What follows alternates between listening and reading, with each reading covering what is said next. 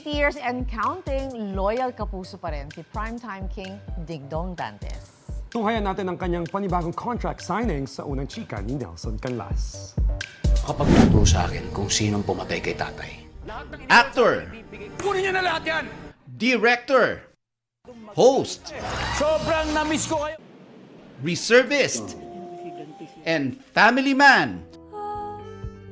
Tuloy-tuloy ang pag-angat ni Kapuso Primetime King Dingdong Dantes. At ngayon, matapos ang 28 taon, tuloy ang tiwala sa isa't isa ni Dingdong at ng Kapuso Network. Katunayan, tinaguri ang Dingdong Dantes Kapuso Ding bilang pagdiriwang ng muling pagpirma ni Dingdong ng kontrata sa GMA.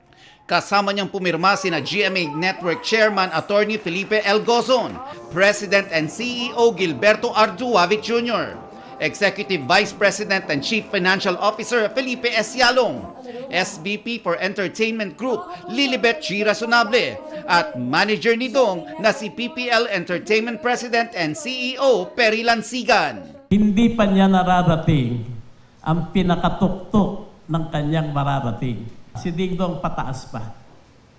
Kaya Dingdong, maraming salamat, and I hope GMA and you will go higher together. Thank you. We see there is more than much further that he can still go. So when we see a situation like 28 years, parang we're doing something well, we're doing something right.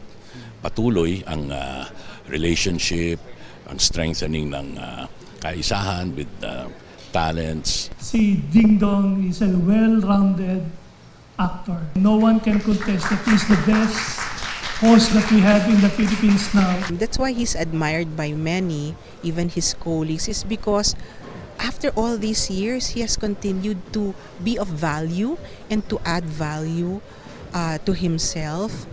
And very proud na tayo sa network, sa GMA, is part of that that effort and that journey. Present din sa contract renewal sina Chief Marketing Officer and Head of Sales and Marketing Group Lizelle G. Maralag, GMA Network Senior Vice President Attorney Annette Gozon Valdez, Senior Vice President and Head of Integrated News, Synergy and Regional TV, Oliver Victor B. Amoroso, Senior Vice President for Corporate Strategic Planning and Business Development and Concurrent Chief Risk Officer and Head of Program Support, Reggie Bautista. First Vice President for GMA Public Affairs and EVP for GMA Pictures, Nessa Baldelion.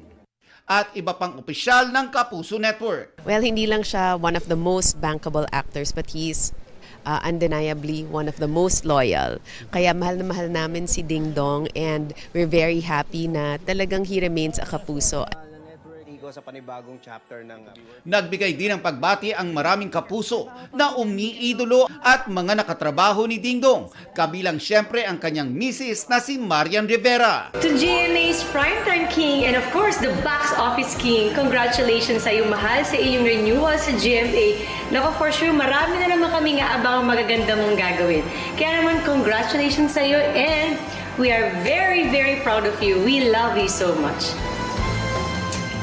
Sa huli, nagpasalamat si Dingdong sa mga oportunidad na ibinigay sa kanya sa Kapuso Network. Ito, tinitignan ko siya bilang isang milestone, isang bagong chapter ulit. Nagbukas na naman ang pintuan para sa akin, new set of opportunities, and masaya ako na binibigyan pa rin nila ako ng opportunity at pagkakataon na gawin yung gusto kong gawin. Ito ang unang balita, Nelson Canlas para sa GMA Integrated News.